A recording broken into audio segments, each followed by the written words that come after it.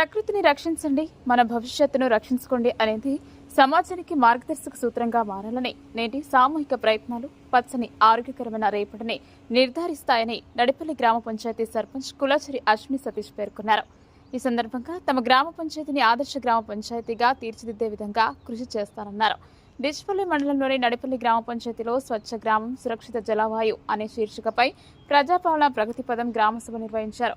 ఈ కార్యక్రమానికి ముఖ్య అతిథిగా అడిషనల్ కలెక్టర్ భుజంగరావు, గౌరవ అతిథిగా ఏసీపీ ప్రకాష్ హాజరయ్యారు. జెడ్పీ సీఈఓ సాయి గౌడ అధ్యక్షతన గ్రామ sarpanch Ashwini Satish Kulachari, CI Vinod, SI Arif, MPTO మండల స్థాయి అధికారులు, గ్రామాభివృద్ధి కమిటీ వార్డు సభ్యులు, మహిళలు, యువకులు తదితరులు పాల్గొన్నారు. ఈ సందర్భంగా అడిషనల్ కలెక్టర్ భుజంగరావు మాట్లాడుతూ వచ్చే వర్షాకాలం ఎలినో వల్ల వర్షాలు తక్కువ మోతాదులో లేక అధిక మోతాదులో అనగా అతివృష్టి అనావృష్టి జరగవచ్చని, ప్రజలు రైతులు అప్రమత్తంగా ఉండాలని, వ్యాధులు పాల్పడవద్దని, ప్రకృతి వైపరీత్యాల వల్ల జరిగే మార్పులను తట్టుకోవడానికి సిద్ధంగా ఉండాలని పిలుపునిచ్చారు. అదేవిధంగా ద్విచక్ర వాహనదారులు తప్పనిసరిగా హెల్మెట్ ధరించాలని, యువకులు చెడు వ్యసనాలకు పాల్పడకుండా తల్లిదండ్రులు పూర్తి బాధ్యత వహించి సన్మార్గంలో నడిచే విధంగా చర్యలు చేపట్టాలన్నారు. ప్రభుత్వం అమలుపరిచే సంక్షేమ పథకాలు ప్రజలకు అందే విధంగా అధికారులు పూర్తి బాధ్యత తీసుకుని లబ్ధిదారులకు లబ్ధి చెందే విధంగా ప్రణాళికను సిద్ధం చేయాలని ఆదేశించారు.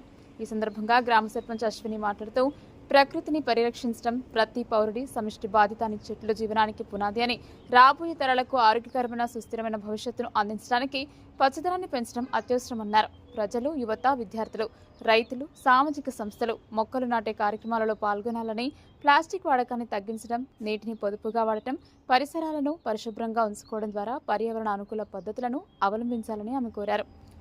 ఈ సందర్భంగా ఏసీపీ ప్రకాష్ మాట్లాడుతూ ద్విచక్ర వాహనదారులు తప్పనిసరిగా హెల్మెట్ ధరించాలని, హెల్మెట్ లేకుండా ప్రయాణం చేస్తే ఎఫ్ఐఆర్ నమోదు కేసులు పెడతామని, జూన్ 1వ తేదీ నుంచి హెల్మెట్ లేకుండా ద్విచక్ర వాహనాలు నడిపితే వారిపై కేసులు తప్పవని హెచ్చరించారు. అదేవిధంగా 4 వీలర్స్ నడిపేవారు తప్పనిసరి సీట్ బెల్ట్ వేయాలని, మద్యపానం చేసి వాహనాలు నడిపితే కేసులు పెట్టి జైలుకు పంపుతామని ప్రభుత్వం కఠిన చర్యలు చేపడుతోందని స్పష్టం చేశారు. యువకులు మద్యపానం తదితర మాదక ద్రవ్యాలకు దూరంగా ఉండాలని, తల్లిదండ్రులు వారిపై దృష్టి పెట్టాలని, రాష్ట్ర ప్రభుత్వం ఇలాంటివి అరికట్టడానికి ఈగల్ ఫోర్స్ను ప్రవేశపెట్టిందని, గంజాయి, డ్రగ్స్ తదితర వాటిపై ఈగల్ ఫోర్స్ కఠిన చర్యలు తీసుకుంటుందని తెలిపారు. ఈ కార్యక్రమంలో గ్రామ సర్పంచ్ అశ్విని కులాచారితో పాటు సెక్రటరీ ప్రవీణ్, మండల స్థాయి అధికారులు, గ్రామ పంచాయతీ సిబ్బంది తదితరులు పాల్గొన్నారు.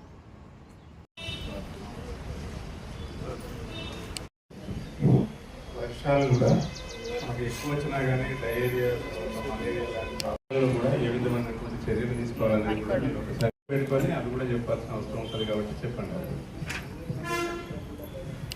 చలికాలం కానివ్వండి, ఇట్లా రకరకాల సీజన్స్, 3-4 రకాల సీజన్స్ ఉన్నాయి. సీజన్ వైజ్ సీజనల్ డిసీజెస్ అనేవి వస్తూ ఉంటాయి. లైక్ ఎండాకాలం రీసెంట్గా అయిపోయింది. ఎండాకాలంలో సన్స్ట్రోక్ అంటే వాడిన జ్వరాలు వస్తూ ఉంటాయి. వీటికి ముఖ్య కారణం ఏంటంటే దోమలు, లేకపోతే మనం మెయింటైన్ చేసే ఏరియాస్ కానివ్వండి, స్టాగ్నెంట్ ఏరియా తాగడం వల్ల కానివ్వండి, వీటన్నిటి వల్ల మనకి రకరకాల వ్యాధులు అనేటువంటివి వస్తాయి. వాటిని ఎట్లా అరికట్టాలంటే మన చుట్టుపక్కల నాలులు ఉంటాయి, లేదంటే కుండీ ఉంటుంది, వాటర్ లేదంటే పూల కుండీలు ఉంటాయి. చుట్టుపక్కల ఉన్న ఏరియాస్, ఇండ్లు, పీపుల్స్ అందరూ కూడా సఫర్ అవుతారు. సో ఉన్న ఇక్కడైతే స్టాగ్నెంట్ ఏరియాస్ కనిపిస్తాయి. సపోజ్ ఒక మీద ఇంట్లో పూల కుండి ఉంది, దాంట్లో వాటర్ ఆగినాయి అనుకోండి, ఒక ఆల్టర్నేట్ డే వాటర్ నిండుతున్నాయి అంటే ఒకరోజు తప్పించుకోవడం, పూల కుండి కాకుండా వాటర్ స్టోర్ చేసుకోవడానికి డ్రమ్స్ ఉంటాయి. ఆ డ్రమ్స్ని మనము 7 days లోపల వాటర్ ఏమన్నా మనం నిల్వ ఉంచుకొని వాడకుండా ఉంటే వాటిని పారబోసి ఎండలో నానబెట్టడం, బోర్లేసి పెట్టడం, తర్వాత ఫుల్ హ్యాండ్స్, షర్ట్స్ వేసి ఎక్కడైతే ఎక్స్పోజ్డ్ ఏరియా ఉందో అక్కడ దోమలు పుట్టకుండా. ఇంటికి కిటికీలు ఉంటాయి, కిటికీలకు మనము జాలీలు పెట్టి కొంత బయట ఉండే ఒకవేళ స్టాగ్నెంట్ ఏరియాస్ ఉన్న దోమలు తిరుగుతున్నా కూడా మీరు మెయింటైన్ చేసే ఈ చిన్న దీనివల్ల కూడా మనం కొంతవరకు అవాయిడ్ చేయొచ్చు దోమలను. సో వాటర్ ఇప్పుడు రైనీ సీజన్లో వచ్చే వాటర్ ఎట్లా అంటే బాగా ఇన్ఫెక్ట్ అయి పొల్యూట్ ఏంటంటే మనము ఇంట్లో పట్టుకున్నప్పుడు వాటిని కాచి చల్లార్చి ఇట్లా రకరకాల ప్రాబ్లమ్స్ ఉంటాయి. వాటిని కూడా అరికట్టవచ్చు. మీరు బంద్ చేయాలి, ఖచ్చితంగా బంద్ చేయాల్సి వచ్చినప్పుడు ఒక కట్టె కానీ, రబ్బర్ కానీ, ప్లస్ పొడి గుడ్డ బట్ట ఉంటే 2-3 మడతలు పెట్టి అట్లనే బంద్ చేయాలి. మనకు కొంచెం క్షేమంగా ఉంటాం. ఇంకోటి ఈ గాలి వీచినప్పుడు వైర్లు దిగిపోయినప్పుడు కానీ పోలు పడిపోయినప్పుడు కానీ కొందరు సోదరులు ముట్టుకుంటూ ఉంటారు. అట్లా ముట్టుకోవద్దు. అట్లా పడ్డప్పుడు మా లైన్మెన్కి కానీ మా కరెంట్ ఆఫీస్ కానీ ఇంకోటి 112 1912 అని ఒక టోల్ ఫ్రీ నెంబర్ ఉంటుంది మాకు కంపెనీ ఆఫీసులో. అది 24 గంటలు బంద్ చేస్తూ ఉంటే దానికి ఇన్ఫార్మ్ చేస్తే వాళ్ళు మాకు ఇన్ఫార్మ్ చేస్తారు, మేము వచ్చి సరి చేస్తాం. ఇంకో విషయం ఏంటంటే రైతు సోదరులు పొలాల్లో ఇప్పుడు కంబాలకు చివరికి ఉన్న కంబాకు స్టే వైర్ అని వేస్తాం. అది మ్యాక్సిమం దున్నినప్పుడు కానీ ట్రాక్టర్ ద్వారా అది పోవడం కానీ లేదా కొందరు ఏంటంటే నాకు అది భూమి ఇది ఒక 2 అడుగులు ఇది వేస్ట్ అవుతుందని చెప్పి కొందరు ఉద్దేశపూర్వం తెంపేస్తూ ఉంటారు. అటువంటివి దయచేసి చేయకండి. ఒకవేళ అటువంటి డ్యామేజ్ ఉంటే మాకు ఇన్ఫార్మ్ చేస్తే మేము కొత్తది ఏర్పాటు చేస్తాం. ఇంకోటి మ్యాక్సిమం ఇప్పుడు ట్రాన్స్ఫార్మర్ దగ్గర ఏదైనా ఫ్యూజ్ పోయినప్పుడు రైతు సోదరులు ఎవరు ముట్టుకోవద్దు. ట్రాన్స్ఫార్మర్ దగ్గర బంద్ చేయడం చేయదు. మా లైన్మెన్ కానీ ఇన్ఫార్మ్ చేసినా కానీ ఇప్పుడు ఇందాక చెప్పిన టోల్ ఫ్రీ నెంబర్ కానీ ఫోన్ చేసినట్లయితే మేము వచ్చి అమర్చం చేంజ్ చేపిస్తాము. ఇంకో విషయం ఇప్పుడు కొన్ని రోజులైతే స్కూల్ కూడా చాలా అవుతుంది, సీజన్ చాలా అవుతూ ఉంటుంది. పిల్లలు స్కూల్కి పోయేటప్పుడు కానీ స్కూల్ నుంచి ఇంటికి వచ్చినప్పుడు కానీ మధ్యలో కరెంట్ పోల్ ఆడతో కరెంట్ పోల్ టచ్ చేస్తున్నాం. ఒక్కోసారి టచ్ చేస్తూ ఉంటాం. మనం ఎన్నో ఇట్లా యూట్యూబ్లో చూస్తున్నాం, వీడియో వస్తూ ఉంటాయి. ఆడతో పాటు ఇట్లా టచ్ చేసినప్పుడు ఆ వర్షంకి కరెంట్ షాక్ వస్తూ ఉంటుంది. దయచేసి మీ పిల్లలకు చెప్పండి, వచ్చేటప్పుడు పాటు కరెంటు పోల్ ముట్టకాలని చెప్పండి. ఇంకోటి వర్షం వచ్చినప్పుడు కానీ గాలి వచ్చినప్పుడు కానీ చెట్ల కింద ఉండడం కానీ కరెంటు వైర్ దగ్గర ఉండడం కానీ ఉండద్దని చెప్పండి. దయచేసి అది బాగా అపాయకరము. చెట్ల కిందకి అసలు పోకూడదు. వర్షం తడిసినా సరే కానీ చెట్ల కిందకి పోకూడదు. ఎందుకంటే ఉరిమినప్పుడు ఏదైతే పై హైట్ ఉంటుందో దాన్ని అబ్జర్వ్ చేస్తూ ఉంటుంది. అబ్జర్వ్ చేస్తే మనకి కింద ఉంటామో మనకు షాక్ వచ్చే అవకాశం ఉంటుంది. ఇంకోటి ఏమైనా పోతే సర్వీస్ అయినా ఉంటుంది. సర్వీస్ అయితే దండేలాగా వాడుతుంది, దాన్ని బట్టలు ఆరేస్తూ ఉంటారు. దయచేసి అటువంటి చేయొద్దండి. ఆ సర్వీస్ వైర్తో పాటు జిఏ వైర్ కూడా ఉంటుంది. మొన్నదాకా ఇప్పుడు మనం ఎండలు ఎంత తీవ్రంగా వేసినా మనం చూసినాం. మనం ఆ ఎండలకు ఇన్సులేషన్ అనేది డ్యామేజ్ అవుతూ ఉంటుంది కొంచెం. ఈ వర్షం పడ్డప్పుడు ఏంటంటే ఆ ఇన్సులేషన్కు ఎండ కొట్టినప్పుడు ఏం కాదు. ఈ వర్షం పడ్డప్పుడు ఏంటంటే సరిసరి తడిసింది ఉంటుంది. ఆ జిఐ వైరు ఇనుపది కాబట్టి ఎక్కడైతే మన ఇన్సులేషన్ పోయిందో దానికి టచ్ అయ్యి ఇంత దాకా మనకు కరెంట్ వస్తూ ఉంటుంది. మనం తడి బట్టలు ఆరేసాం అనుకోండి, అప్పుడు ఆరేసిన వాళ్ళకి షాక్ వస్తూ ఉంటుంది. ఇంకోటి ఏంటంటే ఇప్పుడు కొత్త స్కీమ్ వచ్చింది. ఇంతకుముందు మీరు డీడీ కట్టుకుంటే పోల్ డబ్బులు కట్టాల్సి వచ్చేది. ఇప్పుడు కిలోమీటర్ లోపల ఫ్రీ ఉంది కాబట్టి మీరు డీడీ కట్టుకుంటే అన్నీ ఓకే ఉంటే సరే నెంబర్ గిట్లా కానీ ఏం అడ్జస్షన్ లేకుండా ఉంటే మీకు లైన్ వేస్తాము. ట్రాన్స్ఫర్ అవసరం ఉంటే ట్రాన్స్ఫర్ కూడా ఇస్తామండి. ఇంకోటి ఏంటంటే మనం ఈ ఇంట్లో కూడా ఇంతకుముందు మీటర్ కోసం కట్టుకుంటే 1 పోల్ కానీ 2 పోల్ కానీ కట్టుకుంటే మీరు డబ్బులు కట్టాల్సి వచ్చేది.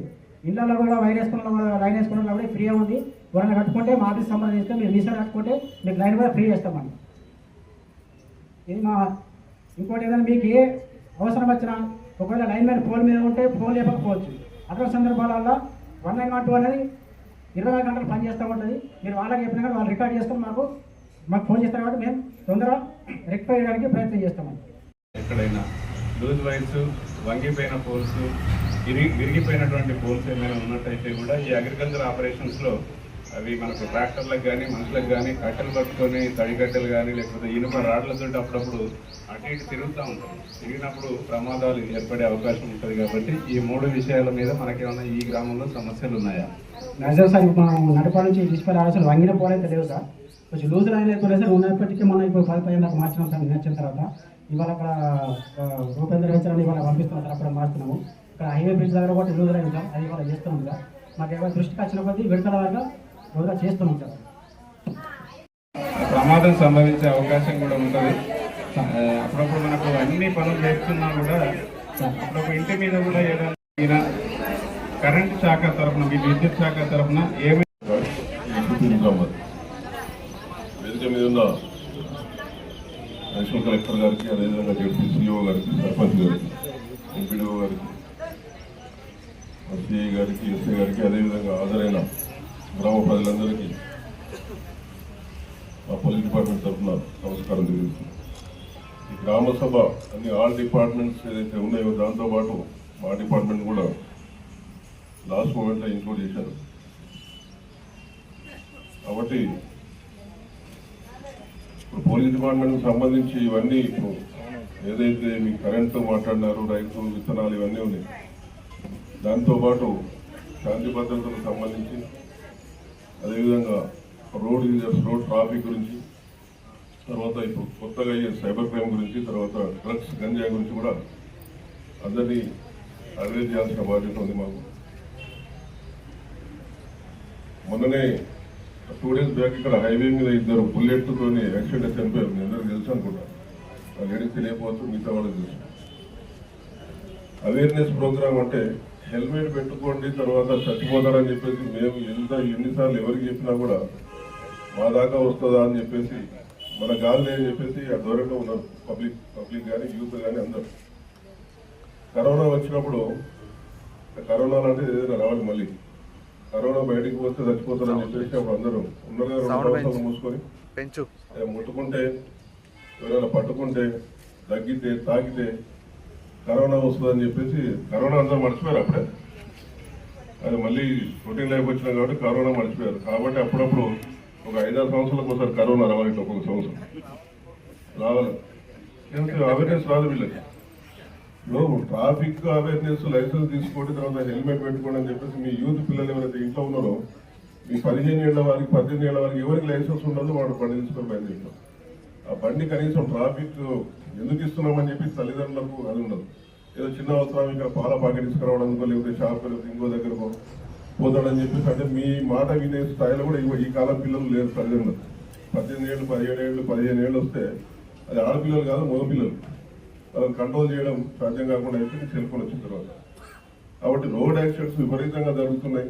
ఒకసారి బయటకు వెళ్ళిన పిల్లోడు ఎవరైనా భర్త కానీ తర్వాత పిల్లలు కానీ చనిపోతే ఈ వాళ్ళకి ఎన్ని స్కీములు వచ్చినా ఏమొచ్చినా కూడా మనిషి అయితే ఉండాలి కదా. ఫస్ట్ ఆ మనిషి హెల్మెట్ పెట్టుకుంటే మన ప్రాణం ఉంది.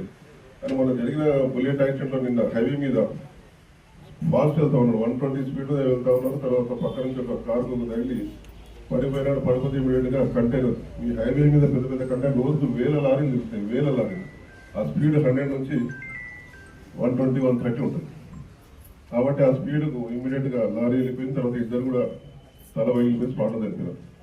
అట్లా రోజు ఇప్పుడు ఈ గన్నారం దగ్గర అయితే హైవే మీద ప్రతిరోజు యాక్సిడెంట్ జరుగుతూ ఉంటాయి. ఎందుకంటే మీకు అటాచ్గా ఉంది రోడ్డు కాబట్టి మీ ప్రతి పని మీద మీ భర్తలు కావచ్చు, పొలాలకు వెళ్ళే వాళ్ళు కావచ్చు, లేకపోతే మీ పిల్లలు కావచ్చు, అందరూ ఎడ్యుకేటెడ్ అన్ఎడ్యుకేటెడ్ ఎవరికి అది లేదు. యాక్సిడెంట్ అనేది ఎవరికి ఏ రూపంలో ఎప్పుడు వస్తుందో తెలియదు. కాబట్టి అందరూ దయచేసి హెల్మెట్ వాడండి. అదేవిధంగా ఈ రోడ్డు యూజర్స్ అయితే ట్రాఫిక్ నియమాలు పాటించాలి. మనం లెఫ్ట్ వెళ్ళేటప్పుడు ఇక్కడ నుంచి ఒకటి స్ట్రేట్కి వెళ్తే మళ్ళీ హైవేకి ఎక్కువచ్చు, ఇక్కడ నుంచి లెఫ్ట్ వెళ్తే ఆర్మూర్, మళ్ళీ ఇక్కడ యూటర్న్. అంటే కనీసం ఇండికేటర్ వేసుకోకుండా ఆయన రైట్ మళ్ళాల్సి ఉంటే సడన్గా వచ్చేసి మళ్ళీ పోతాడు. వెనకాల వచ్చి అతను నిలవాలి కదా, అక్కడ రైట్ మలుతున్నాడా లెఫ్ట్ మలుతున్నాడా స్ట్రేట్ వెళ్తున్నాడు. కాబట్టి దీన్ని మీ అందరూ దయచేసి మీ పిల్లలకి చెప్పండి. మీ ఎవరైతే ఇక్కడ ఉన్నారో అందరూ కొంచెం దయచేసి హెల్మెట్ యూజ్ చేయండి. ఇక్కడ దాదాపు 20-30 మంది ఉన్నారు. వాళ్ళందరూ 2 వీలర్స్ మీద కూడా వచ్చింటారు. ఎంతమందికి హెల్మెట్ ఉందో లేదో నాకైతే తెలియదు. అదేవిధంగా డ్రంక్ అండ్ డ్రైవ్ పోలీసు వాళ్ళ కోసమే హెల్మెట్ పెట్టుకుంటారు.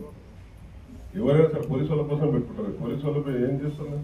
ఇప్పుడు కరెంట్ ఆయన డ్యూటీ చేస్తాడు, ఈసారి ఈయన డ్యూటీ చేస్తాడు, ఆయన ఆ డ్యూటీ చేస్తాడు. సార్ మా డ్యూటీ మేము చేస్తాం. కానీ హెల్మెట్ పెట్టకపోతే నష్టం అవుతుంది. డ్రంక్ అండ్ డ్రైవ్ తాగి బండి నడపొద్దని చెప్తాం. తాగి బండి నడిస్తే యాక్సిడెంట్స్ అవుతా ఉంటాయి. బండి మీద కంట్రోల్ ఉండదు, ఆయనకు హోష్ ఉండదు. కొంచెం ఎక్కువ తాగుతారు, తర్వాత ఇంట్లో సమస్యలు లేకపోతే రకరకాలు ఉంటాయి. తాగిన తర్వాత యాక్సిడెంట్ అయితే మనిషి చనిపోతుంది. డ్రంక్ అండ్ డ్రైవ్ తాగి నడపొద్దని చెప్పి చెప్తా ఉన్నాం. అదే అంటే కంటిన్యూ చేస్తాం. ఇంకోటి సైబర్ క్రైమ్. సైబర్ క్రైమ్ అనేది అందరూ బాధితులు. ఇందులో చదువుకునే వాళ్ళు, రిటైర్డ్ ఎంప్లాయర్స్, లేడీస్, రకరకాలుగా. ఆ సైబర్ క్రైమ్ ఒకసారి ఎట్లా చేస్తారంటే లేటెస్ట్ ట్రెండ్స్.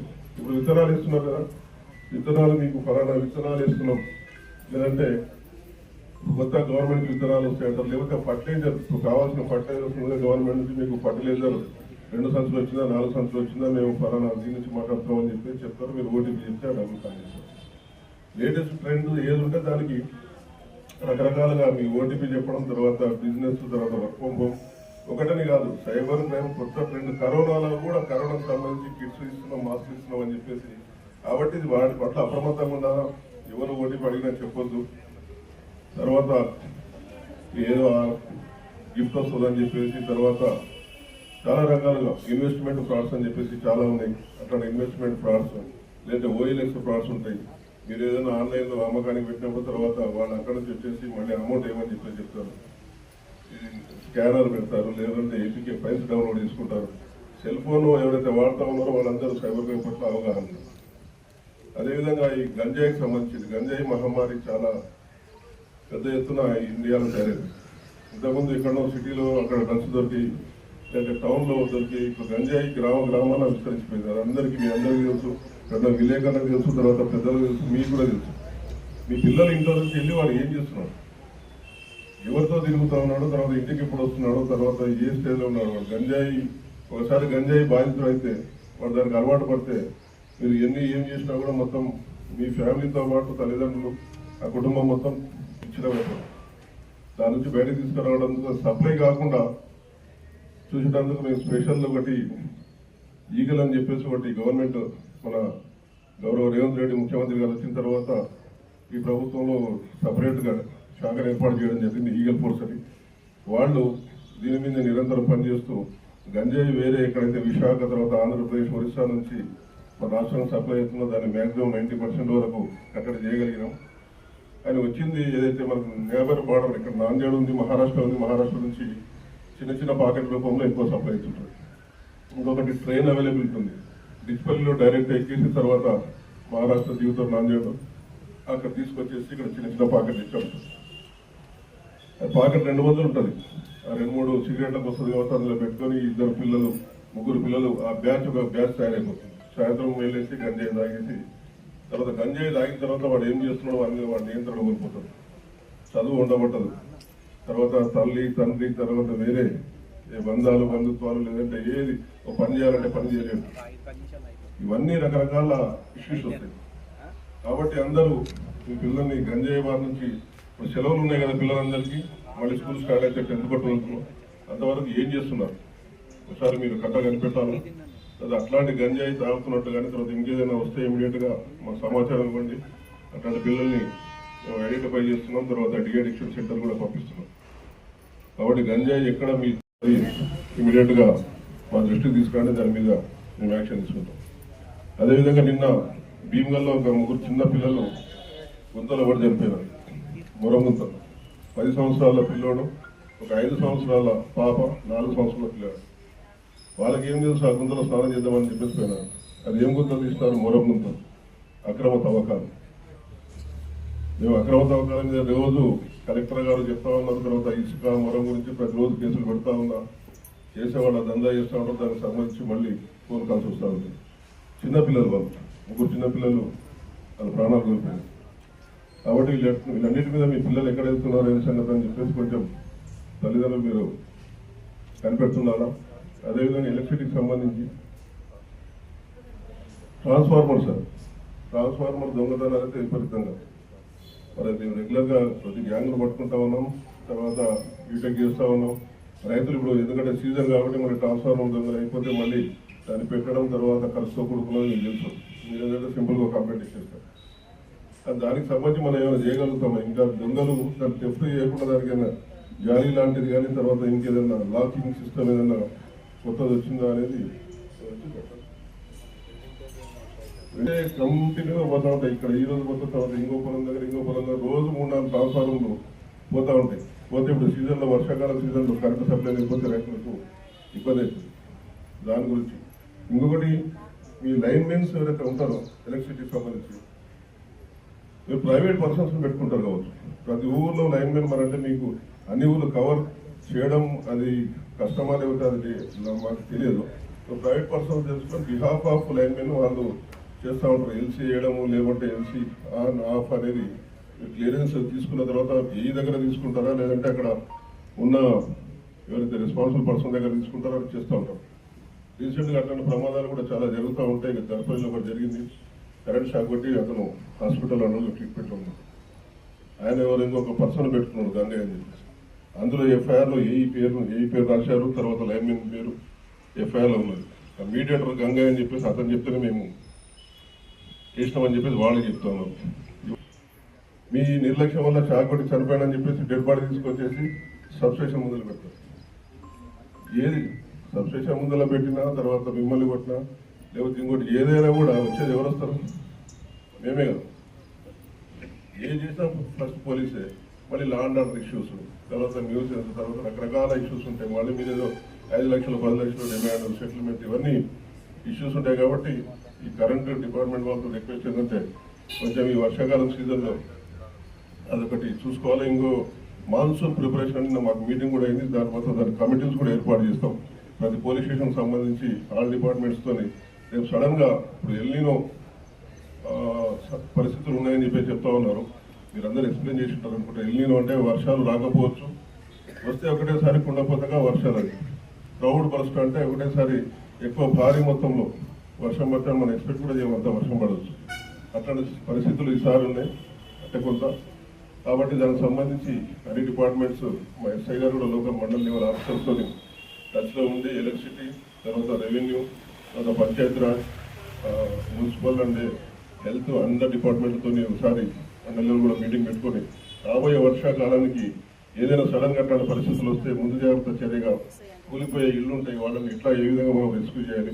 అదేవిధంగా సడన్గా వరదలు వస్తే ట్రాఫిక్, తర్వాత కరెంట్ డిపార్ట్మెంట్లో కరెంట్ పోతే తర్వాత వరదలు చిక్కుకున్న వాళ్ళని మనం ఏ విధంగా రక్షించాలనే దానిపైన అన్ని డిపార్ట్మెంట్స్తో ఒక ప్రోగ్రామ్ కూడా త్వరలోనే మళ్ళీ కండక్ట్ చేస్తాం. కాబట్టి ఈ గ్రామ సభకు ఈ మా పోలీస్ డిపార్ట్మెంట్ తరఫున మీరు సైబర్ క్రైమ్ ఒకటి, గంజాయికి సంబంధించిన డ్రగ్స్కి సంబంధించి ఒకటి, తర్వాత రోడ్ అవేర్నెస్, ట్రాఫిక్ సంబంధించి కనిపించిందంటే అతని మీద ఎఫ్ఐఆర్ చేయడం, తర్వాత ఆ వెహికల్ సీజ్ చేయడం మరో మార్గం లేదు. ఈ తల మీద హెల్మెట్ ఉందా, 2 వీలర్ నడపండి. హెల్మెట్ లేకుండా కనిపించిందంటే ఆ వెహికల్ సీజ్ చేస్తాం, కోర్టులో డిపాజిట్, ఎఫ్ఐఆర్ అయిపోతుంది. జూలై నుంచి స్టార్ట్ అవుతుంది. ఒక మంత్ మాత్రం మీకు అవకాశం ఉంది. కాబట్టి మీరు హెల్మెట్తోనే వెహికల్తో 2 వీలర్తో బయటికి రావాలి. అదేవిధంగా కారు ఉన్న వాళ్ళు సీట్ బెల్ట్ పెట్టుకోవాలి. కాబట్టి మీరందరూ మీ ప్రాణాలు రక్షించుకోండి. తర్వాత పోలీస్ డిపార్ట్మెంట్ సహకరించండి. ఈ కార్యక్రమానికి అవకాశం ఇచ్చిన ప్రజలకు ధన్యవాదాలు. Thank you. నమస్కారం. అదేవిధంగా పత్రికా ప్రతినిధులు, వివిధ శాఖల నుంచి వచ్చిన అధికారులందరికీ, సమావేశానికి ఇచ్చిన మహిళా ప్రజల్ని కోటీశ్వరులుగా చేయాలనే సంకల్పంతో మా ఐకేపీ డిపార్ట్మెంట్ నుంచి కొన్ని కార్యక్రమాలు చేపట్టడం జరుగుతుంది. అందులో భాగంగానే ఈరోజు ఇక్కడ సమావేశానికి కూడా మహిళలే ఎక్కువగా కనపడటం కూడా అందులో భాగంగానే సమావేశానికి తెలియజేస్తున్నాను. ముఖ్యంగా ఈ కార్యక్రమాల్లో 1,000 మంది మహిళల్ని, ఇంకోటి శ్రీనిధి గ్రామ సంఘం, ఒక సంఘంలో 36 సంఘాలు ఉండగా ఇంకొక సంఘంలో 30 సంఘాలు ఉన్నాయి. 3 to 6 year పిల్లలకి, తర్వాత పిల్లల వరకు ప్రతి నెల 2 సార్లు ఎగ్స్ ఇవ్వడం జరుగుతుంది, బాలామృతం ఇవ్వడం జరుగుతుంది. అదేవిధంగా 3 to 6 years పిల్లల్లో బరువు తక్కువగా ఉన్న పిల్లలకి శామ్ మ్యామ్ అని, అతి తక్కువ బరువు పిల్లలకి మేము బాలామృతం ప్లస్ ఇవ్వడం జరుగుతుంది. అదనపు ఆహారంగా మేము అంగన్వాడీ సెంటర్లో ఫుడ్ పెట్టడం జరుగుతుంది సార్. అది కూడా ఆకుకూరలు వారానికి 2 సార్లు ఇవ్వడం జరుగుతుంది. ఇదే విధంగా ప్రతి అంగన్వాడీ సెంటర్లో పిల్లలకు కూడా ప్రతిరోజు ఎగ్ ఇవ్వడం, భోజనం పెట్టడం జరుగుతుంది. బుధవారం డబుల్ ఎగ్ ఇవ్వడం జరుగుతుంది సార్. అలానే ప్రతి ఒక్క పిల్లలకు కూడా బరువు తీయడం జరుగుతుంది అంగన్వాడీ సెంటర్లో. ప్రగతి ప్రణాళికలో భాగంగా ఈరోజు మెడపల్లి గ్రామ సభకి ఇచ్చేసినటువంటి మన అదనపు కలెక్టర్ భుజంగరావు సార్ గారికి నమస్కారం, సర్పంచ్ మేడం గారికి అండ్ మన సిఇఓ జెపి సార్ గారికి అందరికీ నమస్కారం. మరి మా తోటి అధికారులకి, ప్రజలకి, మీడియా మిత్రులందరికీ కూడా నమస్కారం. సో ఇప్పుడు మనకి మెయిన్ ఇంపార్టెంట్ ఎస్ఐఆర్ పైన, స్పెషల్ ఇంటెన్సివ్ రివిజన్ పైన మన తెలంగాణలో మొదలు పెట్టబోతున్నాము. సో ఈ ఎస్ఐఆర్ అనేది ఏంటంటే, సో ఎవరైతే పర్మనెంట్గా మన ఓటర్ జాబితా నుండి డిలీట్ చేయడం, అంటే ఎవరైనా మ్యారేజ్ అయ్యి అత్తగారింటికి వెళ్ళిన వాళ్ళకి, సో అక్కడ వాళ్ళ అత్తగారింట్లో ఓటర్ నమోదు చేసుకోవడానికి, లేకపోతే ఎవరైనా చనిపోయిన వాళ్ళు ఉంటే వాళ్ళ ఓటర్లు తీసేయడానికి కానీ మనకు ఆప్షన్ ఉంది. మరియు ఎవరైనా 18 years దాటిన వాళ్ళు, మీ పిల్లలు ఎవరైనా ఉన్నా కానీ, సో వాళ్ళకి కొత్త ఓటర్ నమోదు ప్రక్రియ కూడా మన బిఏలో చేపడుతున్నారు. సో ఇప్పుడు మనకి ఏఎస్డి అనేది జరుగుతుంది, యాబ్సెంటీస్, మన షిఫ్టెడ్, డిలీషన్స్. సో మన బిఏలో నడపల్లి బిఏలో ఇక్కడ 5 బిఏస్ ఉన్నాయి మన దగ్గర నడపల్లిలో. సో వాళ్ళ దగ్గరికి వెళ్ళేసి మీరు యొక్క వివరాలు వాళ్ళకి తెలిపినచో, చనిపోయిన వాళ్ళు ఉంటే మీ ఇంట్లో కానీ ఎవరైనా వృద్ధులు కానీ చనిపోయిన వాళ్ళు ఉంటే వారి యొక్క మరణ ధృవీకరణ పత్రం కానీ, లేకపోతే ఎవరైనా మ్యారేజ్ వెళ్ళిపోయిన వాళ్ళు ఉంటే వాళ్ళ మ్యారేజ్ సర్టిఫికేట్ ఇచ్చేస్తే మీ పిల్లలది సో మన బిఏలోసు వాళ్ళ ఓటర్ జాబితా నుంచి తొలగించబడబడుతుంది. సో వాళ్ళు అక్కడ కొత్తగా ఓటర్ నమోదు ప్రక్రియ చేసుకోగలుగుతారు. సో వాళ్ళు ఇక్కడ ఉండి మళ్ళీ అక్కడ వాళ్ళ అత్తగారి ఇంట్లో కొత్త ఓటర్ తీసుకుంటే వాళ్ళు డబుల్ కిందికి వస్తారు. ఆ డబుల్ని మళ్ళీ ఇక్కడ అక్కడ తీసుకుంటే మనకి ఓటర్ జాబితా తప్పుగా ప్రచురణ జరుగుతుంది. సో ఇప్పుడు మనకి ఈ ఎస్ఐఆర్లో భాగంగా ఈ జూన్ 25 నుంచి జూలై 24 జూలై వరకు ఇంటింటి ఓటర్ గణన అంటే మన బిఎల్ఓస్ అందరూ కూడా మీ యొక్క ప్రతి ఓటర్ వద్దకు వచ్చి మీకు 2 ఫామ్స్ ఇవ్వడం జరుగుతుంది. ఇలా ఈ ప్రక్రియ మనకి జూలై 24 వరకు జరుగుతుంది. మీ ఇంట్లో ఉన్న ప్రతి ఒక్క ఓటర్కి మీరు 2 ఫామ్స్ తీసుకొని మళ్ళీ రిటర్న్లో ఒక ఫామ్ నింపి మన బిఎల్ఓకు ఇవ్వాలి. సో తద్వారా మనకి ఏమైనా ఏర్పడుతుందంటే ఇప్పుడు ప్రస్తుతానికి ఎంతమంది ఓటర్లు ఉన్నారనేది మనకి ఏర్పడుతుంది. సో ఎవరైనా చనిపోయిన కానీ ఉన్నా కానీ అప్పుడు మీరు బిఎల్ఓకి ఇన్ఫార్మ్ చేసినా కానీ వాళ్ళు నోట్ డౌన్ చేసుకొని మనకి ఓటర్ జాబితా నుంచి తొలగించబడుతుంది. సో మనకి ఇట్లా చేసిన తర్వాత జూలై 31, 2026న ముసాయిదా ఓటర్ జాబితా అనేది మనకి ప్రచురింపబడుతుంది. ఆ ముసాయిదా ఓటర్ జాబితాని మేము ప్రతి జీపీ కానీ మనము 31 జూలై 26 నుండి 30 ఆగస్టు 26 వరకు అనగా 30 రోజుల వ్యవధి మనకి గవర్నమెంట్ ఇచ్చింది. ఈ 30 రోజులలో సో ఈ డ్రాఫ్ట్ ఇచ్చిన ఓటర్ జాబితాలో ఏదైనా తప్పులు ఉన్నచో మీరు అబ్జెక్షన్ చేసేసి మాకు ఇస్తే దానిపైన సవరణ చేసి మళ్ళీ మేము మా పై అధికారులకి మేము దాన్ని పంపించగలుగుతాం. సో మళ్ళీ 31 జూలై 26 నుండి 28 సెప్టెంబర్ 26 వరకు ఇంతకుముందు చెప్పిన విధంగా ఎవరైనా చనిపోయినా కానీ ఎవరైనా షిఫ్టెడ్ అయినా కానీ వాళ్ళకి మేము మన నోటీసులు ఇవ్వడము, నోటీసులు తీసుకోవడము, సో వాళ్ళ డిలీషన్స్ ప్రాసెస్ చేయడము అనేది ఇప్పుడు ఈ ప్రక్రియ అనేది మేము చేయడం జరుగుతుంది. అక్టోబర్ 1, 2026 నాడు మనకి తుది ఓటర్ జాబితా అనేది ప్రచురించబడుతుంది. సో ఈ ప్రాసెస్ అంతా కంప్లీట్ చేయడానికి మినిమము 2 to 3 months టైం పడుతుంది. కాబట్టి మీరు మీ ఇంట్లో ఏదైనా ఉన్నా కానీ మనకి బిఎల్ఓకి ఇన్ఫార్మ్ చేస్తే వాళ్ళు మనకి మన ఓటర్ జాబితాని కరెక్ట్గా ప్రచురించడానికి మనకి అవకాశం ఉంటుంది. కానీ ఏదైనా ప్రూఫ్ మన బిఎల్ఓకి ఇచ్చేస్తే ఈ ఓటర్ జాబితా నుండి మీకు తొలగించబడదు. ఇంకోటి దీంట్లో 1 జూలై 1987 నుంచి 2/12/2004 ఈ మధ్యన జన్మించిన వారు ఎవరైనా ఉంటే ఓటర్ జాబితాలో ఉండి సో వారి యొక్క తల్లిదండ్రుల యొక్క స్వీయ ధృవీకరణ పత్రం అంటే వాళ్ళ ఆధార్ కార్డు అండ్ మన ఈ మధ్యలో జన్మించిన వాళ్ళ యొక్క ఆధార్ కార్డు 2 తీసుకొచ్చేసి మన బియూలోకి ఇస్తే సో అది సరిగా ఉన్నాయా లేదా చెక్ చేసుకొని మీ వాళ్ళ యొక్క పేరుని ఓటర్ జాబితాలో ఉంచడం జరుగుతుంది. చేయాలంటే సొంత పత్రాలతో పాటు తల్లి లేదా తండ్రి ఇద్దరు ధృవీకరణ పత్రాలు సమర్పించాలి. సో వీళ్ళు ఇదే ఊర్లో పుట్టి ఇక్కడ భారతీయ అంటే తెలంగాణలో నిజామాబాద్ లో ఉన్నారని చెప్పేసి మనకి ఒక ప్రూఫ్ అన్నమాట.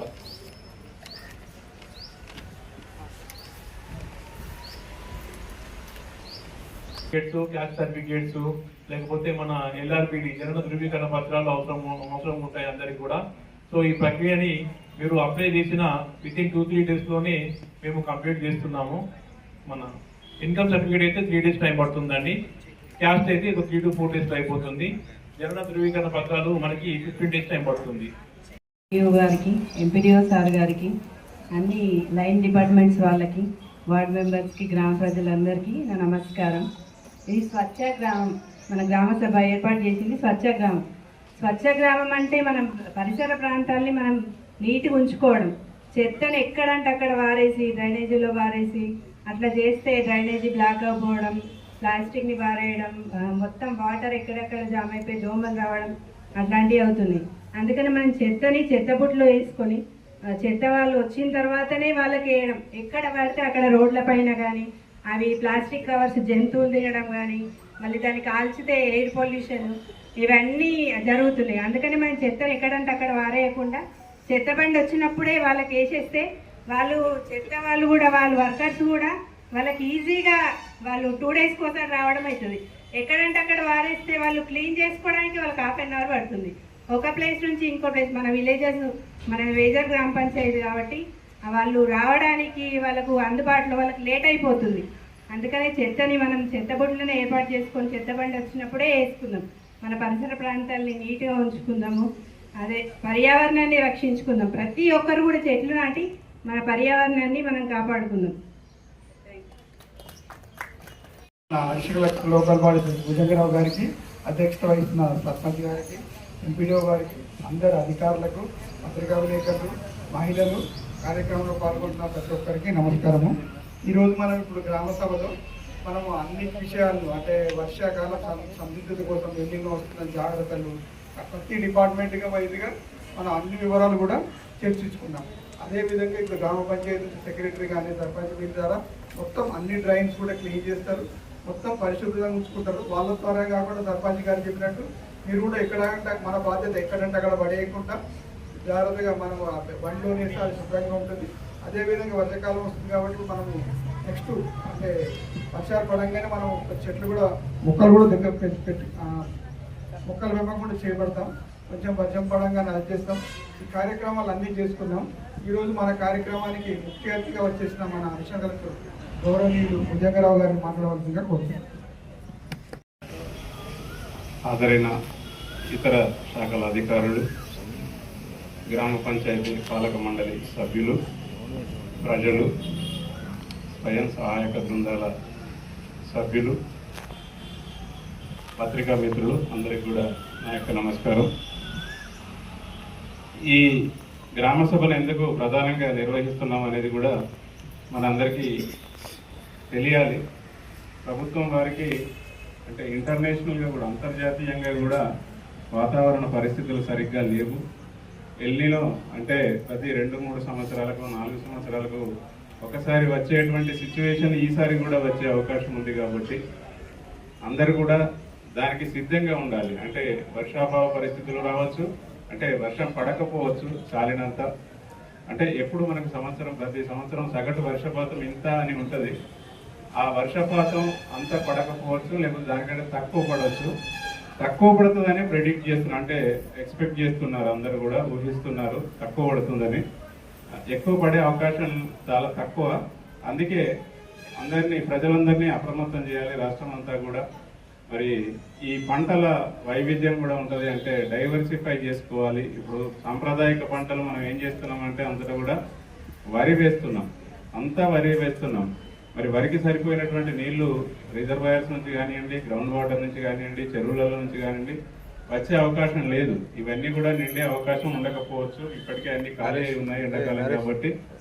మళ్ళీ మనకు వర్షాలు సరైన సమయంలో పడకపోయినట్లయితే చెరువులు, కుంటలు, డ్యాములు అవన్నీ కూడా నిండే అవకాశం లేదు. కాబట్టి దానికి అడ్వర్స్ సీజన్లో మన రైతులు ఏ విధంగా ఉండాలి, దానివల్ల వచ్చే ప్రమాదాలు ఏమున్నాయి అంటే ముందుగా ఎఫెక్ట్ అయ్యేది ఏంటంటే వ్యవసాయ రంగం రైతులు ముందుగా ఎఫెక్ట్ అవుతారు.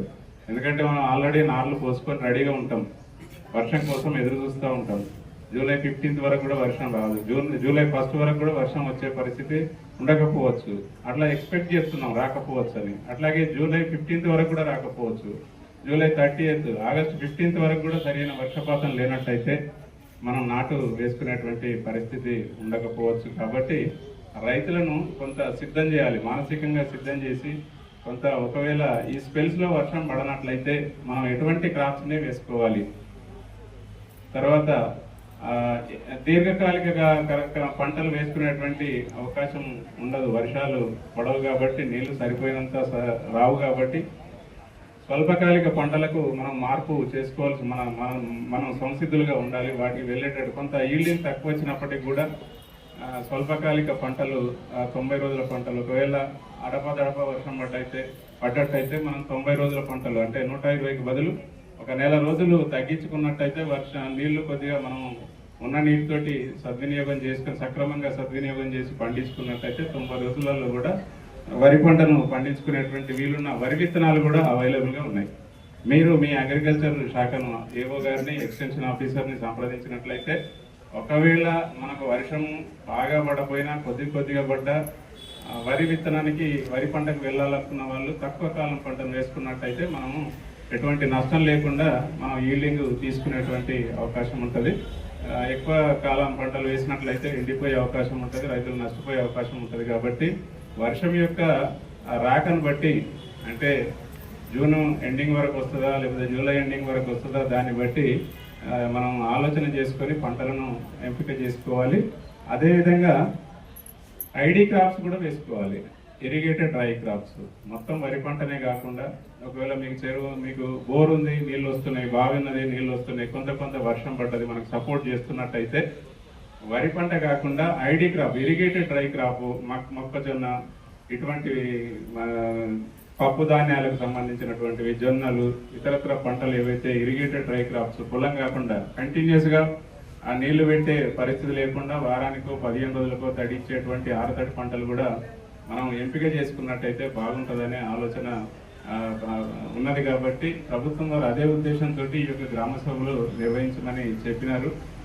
మీ అందరికీ ప్రత్యేకమైన అవగాహన కల్పించాలి, మన రైతులను సంసిద్ధులను చేయాలి. మనం ఎంత చేసినా మన నేచర్ మనకు సహకరించినట్టు, ప్రకృతి మనకు సహకరించినట్టయితే మనం ఎంత చేసినా లాభం ఉండదు. కాబట్టి ప్రకృతితో పాటుగా మనం వెళ్ళే విధంగా మనం అంతా సంసిద్ధులుగా ఉండాలి.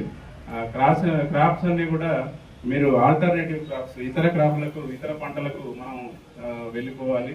తక్కువ కాలిక పంటలు లేకపోతే ఇతర పంటలు, వరి కాకుండా ఇంకా ఇతర పంటలకు, అంటే మన సీజన్ బట్టి వర్షాలు పడే పరిస్థితిని బట్టి మనం మార్పు, మన మానసిక సంసిద్ధత కూడా ఆ విధంగానే ఉండాలి. అదేవిధంగా ఈ వర్షాలు వచ్చినట్లయితే మనకు ఎటువంటి బాగా వర్షాలు వచ్చినట్టయితే, ఇది ఎల్నినో కాబట్టి దీంట్లో 2 రకాలైనటువంటి పరిస్థితులు రావచ్చు మనకు. ఒకటి, వర్షం అసలే పడకపోవచ్చు, కొద్దిగా పడవచ్చు, అదొక కేటగిరీ. అయితే తక్కువ కాలంలోనే ఎక్కువ వర్షం పడుతుంది. 24 గంటల్లోనే 25 సెంటీమీటర్లు, 30 సెంటీమీటర్లు, ఒక రోజంతా 20, 25, 30 సెంటీమీటర్ల దాకా కూడా వర్షం పడే అవకాశం ఉంటుంది. కాబట్టి అనుకోని విపత్తులు సంభవించేటువంటి అవకాశం ఉంటుంది. చెరువులు దిగడము, కుంటలు దిగడము, ఇళ్లకు నీళ్లు రావడం, ఇటువంటి పరిస్థితులు ఉంటాయి. కాబట్టి వాటికి కూడా సంసిద్ధంగా ఉండాలి. మండల స్థాయి అధికారులందరూ కూడా వాళ్ళ ఒక గ్రూపు లెక్క క్రియేట్ చేసుకొని దానికి కూడా మేము డిజాస్టర్ మేనేజ్మెంట్ ప్లాన్ తయారు చేస్తూ ఉంటాం. అది అంతటా మనకు అవసరం పడదు. ఎక్కడ లో లైన్ కానీ పెద్ద చెరువులు ఉన్న దగ్గర మనకు ఇటువంటి ప్రమాదాలు సంభవించే అవకాశాలు ఉంటాయి. కాబట్టి ఆ ఏరియాస్ లో జాగ్రత్తలు తీసుకోవాలి. పెద్ద చెరువులు ఉన్న దగ్గర, డ్యాములు ఉన్న దగ్గర, డ్యాముల కింద, నదుల పక్కకి ఉన్న విలేజ్లలో ఉన్నటువంటి ప్రజలను ఎప్పటికప్పుడు అప్రమత్తం చేస్తూ అక్కడ ఉన్నటువంటి అధికారులు అందరూ కూడా, ఆల్ డిపార్ట్మెంట్స్ కి సంబంధించిన అధికారులు కూడా ఒక కన్వర్జెంట్ మోడ్ లో అందరూ కలిసి పనిచేయాల్సినటువంటి అవసరం ఉంటుంది. అదొకటి. వర్షాలు బాగా పడిన పరిస్థితి, బాగా పడని పరిస్థితులలో కూడా మనకు ఇంకొక ప్రాబ్లం కూడా వస్తుంది. ఇప్పుడు మనం వ్యవసాయ శాఖకు సంబంధించి, వ్యవసాయానికి సంబంధించినటువంటి 4 ముచ్చట్లు మాట్లాడుకున్నాం. కానీ ప్రజలకు ఆరోగ్యానికి సంబంధించినటువంటి విషయాలు కూడా కొన్ని మనకు సమస్యలు కూడా ఉత్పన్నమయ్యేటువంటి అవకాశం ఉంది. ఒకవేళ వర్షం తక్కువ పడ్డట్టయితే మనకు గ్రౌండ్ లోపలికి డిప్లీట్ అయిపోతుంది, వాటర్ కిందికి వెళ్ళిపోతుంది, టేబుల్ పడిపోతుంది. పడిపోయినప్పుడు మనం బోర్ల ద్వారా కానీ ఏ రకంగానైనా లోపల నుంచి వాటర్ తీసుకున్నప్పుడు దాంట్లో మినరల్ కంటెంట్స్ ఎక్కువ ఉంటాయి. వాటితోటి మనకు రకరకాలైనటువంటి ఆరోగ్య సమస్యలు వస్తాయి. ఒకవేళ ఓపెన్ వేల్ అయితే దాంట్లో నీళ్ళని లోపలికి పోయి అక్కడ సిల్ట్ జమ అవుతూ ఉంటుంది. ఆ సిల్ట్ ద్వారా వచ్చిన నీళ్ళని తాగితే కూడా మనకు జబ్బులు వచ్చేటువంటి అవకాశం ఉంటుంది. వాటి పట్ల కూడా మనం సరైన చర్యలు తీసుకోవాలి. అటువంటి సందర్భాలలో నీటిని పరిశుభ్రంగా ఉంచుకోవడం అనేది చాలా ముఖ్యము. నీటితోటే సగం రోగాలు తగ్గించుకోవచ్చు. నీటిని మనం సక్రమంగా వినియోగించుకున్నట్లయితే, సక్రమమైన నీరు తాగినట్లయితే మనం ఒక 50% రోగాలను అక్కడనే కంట్రోల్ చేసుకోవచ్చు. ఈ చిన్న రోగాలు అంటే క్రానిక్ డిసీజెస్ కాకుండా ఈ డయేరియాలు, వామిటింగ్స్, మోషన్స్, ఫీవర్స్, ఇవన్నీ కూడా తగ్గించుకునేటువంటి అవకాశం ఉంటుంది. కాబట్టి డ్రింకింగ్ వాటర్ విషయంలో తగిన శ్రద్ధ తీసుకోవాలి. మీ సర్పంచ్ గారు కానీ, మీ పాలక మండలి కానీ, అధికారులు కానీ ఎవరో వాళ్ళు చేస్తే ఏం సరిపోదు. వాళ్ళ సేవలు ఎక్కడ అందిస్తారంటే ఎక్కడనో ప్రాబ్లం వచ్చిన దగ్గరనే అందించగలుగుతారు. అది కూడా అవుట్ బ్రేక్ ఊరు మొత్తం అయింది అనుకోండి, చాలా కష్టం అవుతుంది. అది ఎవరు కూడా దాన్ని మళ్ళీ మీకు ఒక పెద్ద క్యాంపు, జిల్లా లెవెల్, స్టేట్ లెవెల్ అధికారులు వచ్చి పెద్ద క్యాంపులు ఏర్పాటు చేసి అవన్నీ కూడా మీకు అంతా ట్రీట్మెంట్ ఇవ్వాల్సిన పరిస్థితి వస్తుంది. అటువంటి పరిస్థితి తీసుకొని రావద్దంటే మనం అందరం కూడా మనం పరిశుభ్రంగా ఉండాలి, మంచి నీళ్లు తాగాలి, మన పరిసరాలను, ఇంటి పరిసరాలను పరిశుభ్రంగా ఉంచుకోవాలి. మీ ముందట ఉన్నటువంటి డ్రైన్ కూడా సరిగ్గా ఉంచుకోవాలి. చాలా మంది ఏం చేస్తామంటే ఇల్లు ఊడుస్తారు మన ఇంటి వాళ్ళు, ఊడ్చి దాన్ని పెంట కుప్పలో కాకుండా, లేకపోతే ఈ డస్ట్బిన్స్ లో కాకుండా దాన్ని మన ఇంటి ముందట ఉన్నటువంటి ఈ డ్రైన్ లో పడేయడం జరుగుతూ ఉంటుంది. మురుగు కాలువలో వేస్తూ ఉంటారు. దానివల్ల అక్కడ వాటర్ స్టాగ్నెంట్ అవుతుంది, అంత దోమలు వస్తాయి, ఈగలు వస్తాయి. దాంతో మళ్ళీ మనకే అక్కడ అవి మనల్నే కరుస్తాయి. దాంతో డెంగ్యూ, మలేరియా, ఇతరత్ర రోగాలు సంభవించేటువంటి అవకాశం ఉంటుంది. కాబట్టి డయేరియా ఇవన్నీ కూడా వస్తాయి. కాబట్టి మన ఇంటితో పాటు మన ఇంటి పరిసరాలతో పాటు మన ఇంటి ముందటువంటి డ్రైన్ కూడా ఎప్పటికప్పుడు మనం పరిశుభ్రంగా ఉంచుకునే ప్రయత్నం చేయాలి. ఏదైనా మున్సిపాలిటీ అంటే ప్రతిదీ మనం చేసే పని ప్రతి దాన్ని గ్రామ పంచాయతీ బాధ్యత తీసుకోదు. మనం కూడా ఇంకా ఇతర అధికారులు కూడా ఎవరు బాధ్యత, ఎడ్యుకేషన్ మన హెల్త్ డిపార్ట్మెంట్ కానివ్వండి, తర్వాత రూరల్ డెవలప్మెంట్ డిపార్ట్మెంట్ కానివ్వండి, మనం చేసే ప్రతి పనికి వాళ్ళని బాధ్యులను చేయలేము. మనము కొంత చేసుకోవాలి. మన గృహం ద్వారా లేకపోతే మన సొంతంగా మనం చేసుకోలేని పరిస్థితి ఏదైనా వచ్చినట్లయితే మాత్రమే అది సామూహికంగా చేయాల్సినటువంటి అంశం అయితే మాత్రమే ఇతర డిపార్ట్మెంట్స్ ఇన్వాల్వ్ అవుతాయి. రూరల్ డెవలప్మెంట్ డిపార్ట్మెంట్ కూడా అంతే, గ్రామ పంచాయతీ కూడా అంతే. గ్రామ పంచాయతీ మీకు కొద్దిగా సపోర్ట్ చేస్తుంది, కానీ మొత్తం గ్రామ పంచాయతీ మీరు చేసుకుంటే అక్కడ ఉండలు ఎంతమంది 5-6 ఉంటారు. వాళ్ళు ఏం చేయగలుగుతారు, ఏం చేయలేరు. మీరు వాళ్ళకి సహకరించాలి. చెత్తల విషయంలో సహకరించాలి, డ్రైనేజ్ క్లీన్గా ఉంచుకోవడం విషయంలో సహకరించాలి. తర్వాత పరిసరాలు పరిశుభ్రంగా మీ అంతటా మీరే ఉంచుకోవాల్సినటువంటి పరిస్థితులు ఉంటాయి. దానివల్ల దోమలు కంట్రోల్ అవుతాయి, రోగాలు కంట్రోల్ అవుతాయి. ఇది కూడా వర్షాభావంలో మనకు వర్షం రానప్పుడు కూడా ఇటువంటి సమస్యలు వస్తాయి. వారు తప్పకుండా వారి పని వారు చేస్తారు. వారికి మనం సంపూర్ణంగా సహకారం అందించినట్టయితే మాత్రమే మనం 100% మన గ్రామ పంచాయతీని గ్యార్బేజ్ లేనటువంటి గ్రామ పంచాయతీగా మనం చేసుకోవచ్చు. దానికి అందరి సహకారం కూడా అవసరం ఉంటుంది. తర్వాత చెత్తను కూడా ఏ విధంగా వేయాలో ఆ విధంగా మీరు వేయాలి. ఏదో వెహికల్ వచ్చినప్పుడు వెహికల్ వేస్తాం, లేదంటే రోడ్డు మీద వేస్తామంటే కుదరదు. అది మంచి పద్ధతి కాదు. మంచి అలవాటు చేసుకోవాలి. ఈ నడుమ మనం ఒక 10-15 సంవత్సరాల కింద మనం ఎక్కడ పడుతుంది, ఏది పడుతుంది అక్కడ పడేసిపోయేది మనం. ఇప్పుడు ఆ ట్రెండ్ మారింది. చాలా వరకు ఎక్కడైనా డస్ట్బిన్ ఉందా అని చూస్తాం. ఉంటే డస్ట్బిన్లోనే వేస్తాం, లేదు అంటే ఒక మూలకేస్తాం. అట్టే మనం మారాలి. మన గ్రామీణ ప్రాంతాలలో కూడా మారాలి. మనం ఇంటి చుట్టూ చెత్త వేసుకోవద్దు. తర్వాత డ్రింకింగ్ వాటర్ కూడా ప్రొటెక్ట్ చేసుకోవాలి. మంచి ప్రొటెక్టెడ్ డ్రింకింగ్ వాటరే వాడినట్లయితే మనకి ఏ రోగాలు రాకుండా ఉంటాయి. అగ్రికల్చర్, తర్వాత క్లీన్లీనెస్, తర్వాత సాలిడ్ వేస్ట్ మేనేజ్మెంట్ అనేది కూడా పెద్ద సబ్జెక్ట్. అది సాలిడ్ వేస్ట్ మేనేజ్మెంట్ అంటే మనం వేసేటువంటి చెత్త, రకరకాల చెత్తని దాన్ని ఎట్లా మేనేజ్ చేయాలి, అది సుప్రీంకోర్టు దాకా వెళ్ళింది ఈ అంశం.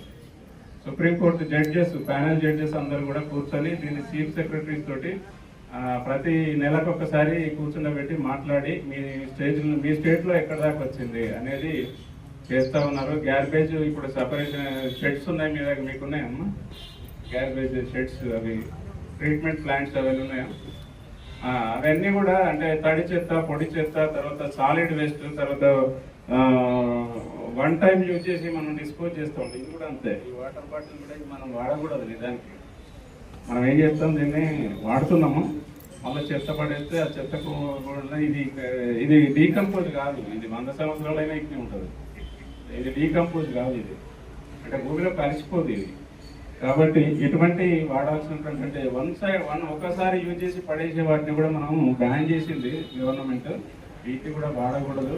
అంటే మనం రీయూజబుల్ ఒక 10 ఏళ్ళకి పనికి వస్తుంది, ఒక 5 ఏళ్ళకి పనికి వస్తుంది అనే వస్తువులు వాడుకోవచ్చు. కానీ సింగిల్ యూజ్ ఒకటేసారి ఉపయోగించి పడేటువంటి ప్లాస్టిక్ వ్యర్థాలను కూడా మినిమైజ్ చేసుకోవాలి, తగ్గించి, అంటే అసలే వాడకూడదు. ఒకవేళ వాడాల్సి వస్తే చాలా మినిమం క్వాంటిటీలో ఉండాలి. ఒకవేళ వాడినా వీటినన్నింటినీ మనం సాలిడ్ వేస్ట్ మేనేజ్మెంట్ కింద ట్రీట్ చేసుకొని, దీన్ని సపరేట్ చేసుకొని, దీన్ని ట్రీట్ చేసుకొని, దీన్ని రీయూజబుల్గా చేసుకునేటువంటి ప్లాన్స్ కూడా ఉన్నాయి. తర్వాత మన గ్రామీణ వాతావరణంలో ఇటువంటిది కొద్దిగా అవగాహన తక్కువ కాబట్టి సుప్రీంకోర్టు స్పెషల్ గైడ్ లైన్స్ ఇస్తూ అందరికి కూడా ఇన్స్ట్రక్షన్స్ ఇస్తూ దీని మీద ప్రజలందరికీ కూడా ఇంకొక మన గ్రామ పంచాయతీ లేకపోతే మన రాష్ట్రమే కాదు, ఇది దేశంలో ఉన్నటువంటి అన్ని రాష్ట్రాలకు కూడా వర్తించే విధంగా వాళ్ళు పర్యవేక్షిస్తున్నారు. చీఫ్ సెక్రటరీగా ఫాగింగ్ చేయడం, డ్రైన్స్ ఏదన్నా క్లీన్లీనెస్ లేకపోతే డ్రైన్స్ కూడా క్లీన్ చేసుకోవడము, ఇవన్నీ కూడా సక్రమంగా చేయించినట్లయితే ఒక 2-3 నెలలు 4 నెలలు మనం సక్రమంగా చూసుకున్నట్లయితే ఈ వర్షాకాలంలో వచ్చేటువంటి వ్యాధులను అన్నింటినీ కూడా నియంత్రించుకునేటువంటి అవకాశం ఉంటుంది. కాబట్టి దీని మీద ప్రత్యేకమైనటువంటి శ్రద్ధ తీసుకోవాల్సిందిగా కోరుతున్నాం. అదేవిధంగా ఇప్పుడు ఇంతకుముందు పోలీస్ వారు చెప్పారు,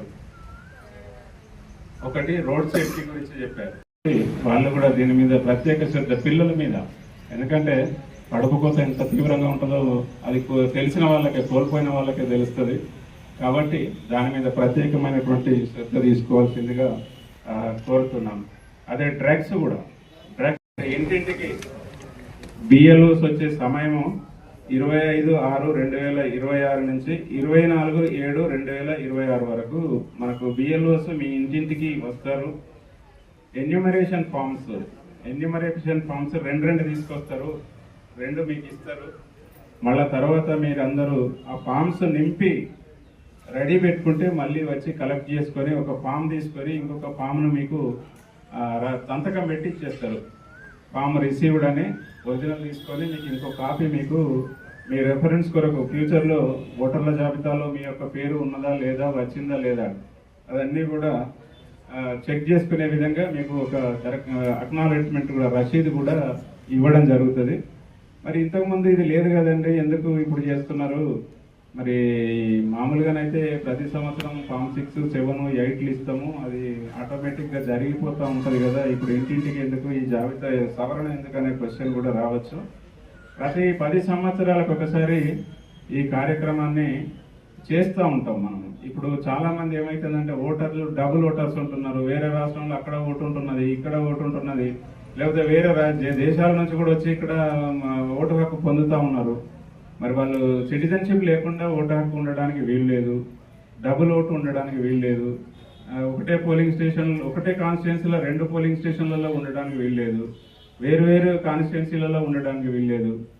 తర్వాత వేరే రాష్ట్రాలలో కూడా ఇక్కడ ఓటు ఉండి వేరే రాష్ట్రాలలో కూడా ఓటు ఉండడానికి వీలు లేదు. ఇట్లా ఓట్లు ఉన్నాయి కాబట్టి మన ఓట్ల పర్సెంటేజ్ పెరుగుతలేదు.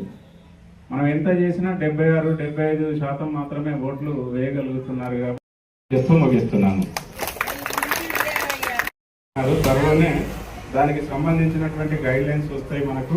ఆ పెన్షన్స్ కూడా ఎవరికైతే పెన్షన్స్ లేవో, దరఖాస్తులు చేసుకొని పెండింగ్ ఉన్నారో వాళ్ళందరికీ కూడా సకాలంలోనే వచ్చేటువంటి అవకాశం ఉంది. దాని గురించి వరి కాబట్టి ఇంతకుముందు కూడా ఈ మధ్యలో కూడా మనకు ప్రభుత్వం వారు కూడా చెప్పారు. అదేవిధంగా హౌసింగ్కు సంబంధించి 2వ విడత హౌసింగ్ కార్యక్రమం కూడా చేపట్టబోతున్నాం. ప్రతి కాన్స్టిట్యుయెన్సీకి, ప్రతి అసెంబ్లీ కాన్స్టిట్యుయెన్సీకి 2000 ఇండ్లు మంజూరు చేసినారు.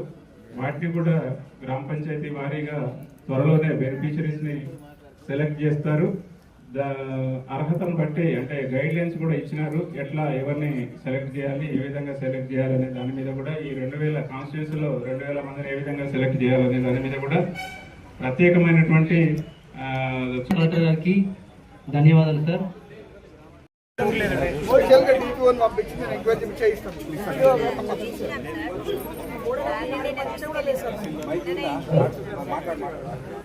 వల్ల చిన్న కొన్ని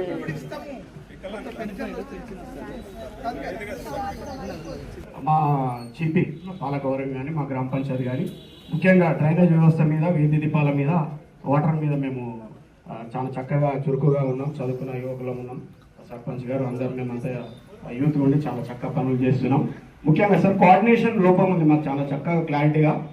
ఇది 6 నెలలు అవుతుంది మేము వచ్చి. వాటర్ సమస్య మాట్లాడితే మిషన్ భగీరథ వాళ్ళు అంటారు.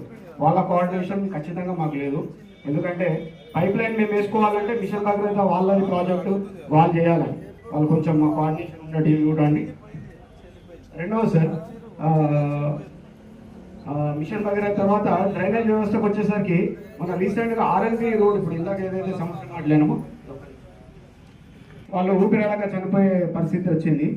దాన్ని మనం ఆర్ఎన్బి వాళ్ళని పిలిస్తే ఏ గారు వచ్చారు, వాళ్ళేమో దీని మీద ఏం స్పందించడం లేదు. అక్కడ పక్కన రాజకీయ నాయకుడు మరి ఎవరో మాకు తెలియదు, కంప్లీట్గా దాన్ని ప్యాక్ చేసి అండర్ గ్రౌండ్ చేసిండ్రు. ఓపెన్ డ్రైనేజ్ని అండర్ గ్రౌండ్ చేసి అక్కడ మ్యాన్ హోల్ పెట్టి ఆ మ్యాన్ హోల్లో మా లేబర్ దిగడం వల్ల ఊపిరాడక చనిపోయింది. అట్లాంటి పరిస్థితి ఉంది. ఏ గారిని పిలిచినాం వాళ్ళు కూడా ఇప్పుడు స్పందించాలి. ఈ జరుగు కూడా ఇంచుమించు నెల అవుతుంది. దానికి మేము ఆర్ఏ గారిని ఎంఆర్ఓ ఆఫీస్ సంప్రదిస్తే దాన్ని నాలా కన్వర్షన్ లేదు, పర్మిషన్ లేకుండానే జీపీ పర్మిషన్ లేకుండా కంపౌండ్ వాళ్ళు కట్టారు. డ్రైనేజీని కూడా అండర్ గ్రౌండ్ చేయడం జరిగింది. నిన్న ఎంపీడీఓ గారు కూడా వచ్చి దాన్ని పర్యవేక్షించడం జరిగింది. ముఖ్యంగా సార్ మా జీపీ మేము బైఫికేషన్ అయినా, మాది ఉమ్మడి జీపీ చాలా పెద్ద జీపీ ఉండే, గన్పూరు నడిపల్లి తాండా నడిపల్లి ఉండే. బైఫికేషన్ జరిగి కూడా మాకు గెజెట్ నోటిఫికేషన్ వచ్చింది. దాని మీద పర్టికులర్ సర్వే నెంబర్ మెన్షన్ చేసి ఉంది. కానీ సర్వే నెంబర్ ప్రకారం ఇప్పటికీ బౌండరీ ఫిక్స్ లేదు మాకు.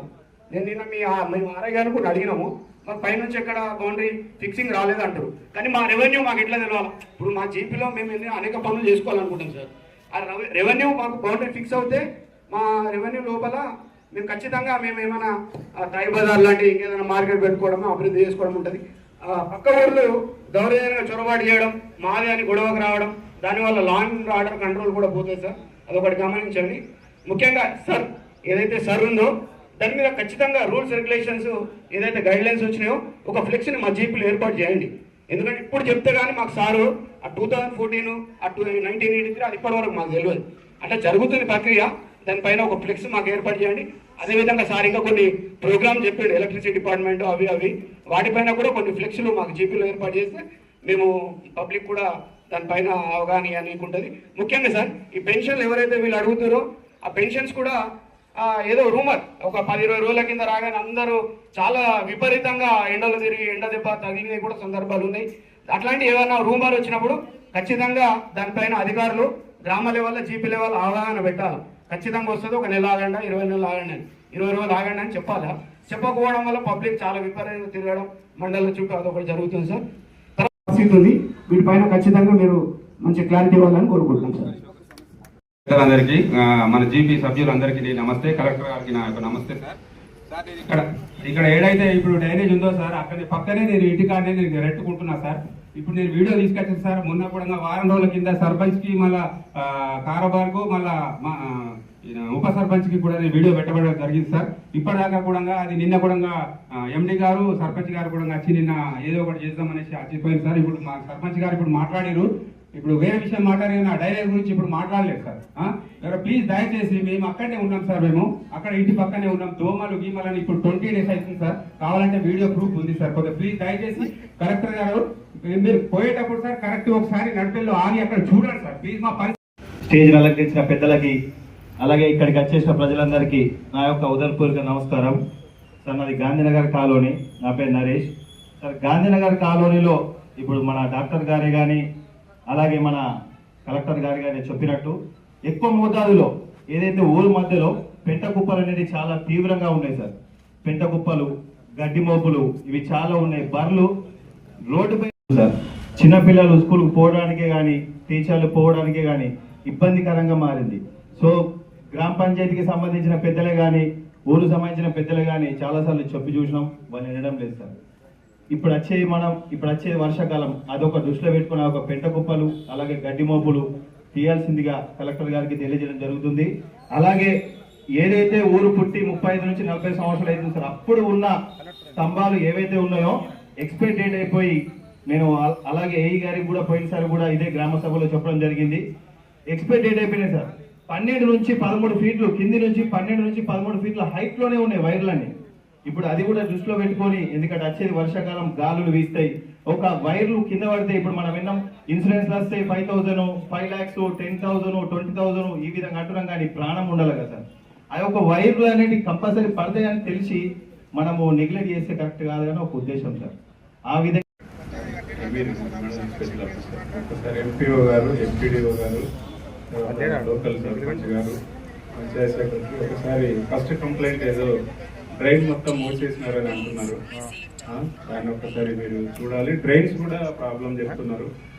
అది కూడా ఒకసారి మొత్తం వెరిఫై చేసుకొని ఎక్కడెక్కడ అవసరం ఉన్నదో దాని మీద స్పెషల్ అటెన్షన్ ఫోకస్ చేయాలి. ఒక ఇండివిజువల్ గ్రీవియన్స్ కూడా ఉన్నది. వాళ్ళ ఇంటి చుట్టూ ఏదో మొత్తం అక్కడికే వచ్చి చేరిపోతున్నాయి. దానివల్ల ఆయనకు ఒకరికే ప్రాబ్లం కాదు. డెంగ్యూ తోటి ఒక దోమ ఉంటే ఆ ఇంటి పరిసరాలలో 50 మీటర్లు కూడా అది తిరుగుతుంది. కాబట్టి అది చుట్టూ ఉన్న వాళ్ళకు కూడా వస్తుంది. ఆ ఊరు మళ్ళీ ఆ పక్కిళ్ళకు ఊరికి మొత్తం స్ప్రెడ్ అయ్యే అవకాశం ఉంటుంది. కాబట్టి దాని మీద ప్రత్యేకమైన చర్య తీసుకోండి.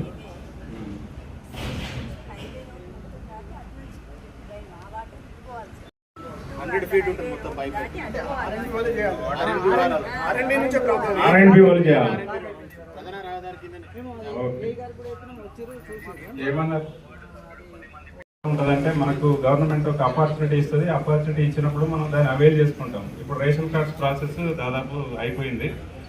అందరికీ రేషన్ కార్డ్స్ అందాయి. అనౌన్స్ చేసిండ్రు, వస్తాయని మేము కూడా ఎదురు చూస్తూ ఉన్నాం. దానికి వాళ్ళు ఒక షెడ్యూల్ అనౌన్స్ చేస్తారు. మీరు తిరగదు, ఇంతకుముందు అన్నారు చాలా తిరుగుతున్నారు, ఎండలలో తిరుగుతున్నారు, పెద్ద మనుషులు వచ్చి అడ్డం పడుతున్నారు అనే అది కూడా ఉంది. అది వస్తే అమ్మ అందరికీ పబ్లిసైజ్ చేసే ఇస్తారమ్మా. అందరు ఎలిజిబుల్ ఉన్న వాళ్ళు అందరికి కూడా ఇచ్చే అవకాశం ఉంటుంది. కాబట్టి దాని గురించి అన్ని రకాల పెన్షన్లకు సంబంధించి ఎక్కువ దాని గురించి బాధపడద్దు, భయపడద్దు, తిరగద్దు, ఆఫీసుల చుట్టూ తిరగద్దు. ఎందుకంటే మీ ఇంటికి रिक्वेस्ट करना है नहीं सर बोले आप सही बात है मगर क्या बारिश आ रहा है सर वेट में बोलना पड़ता है।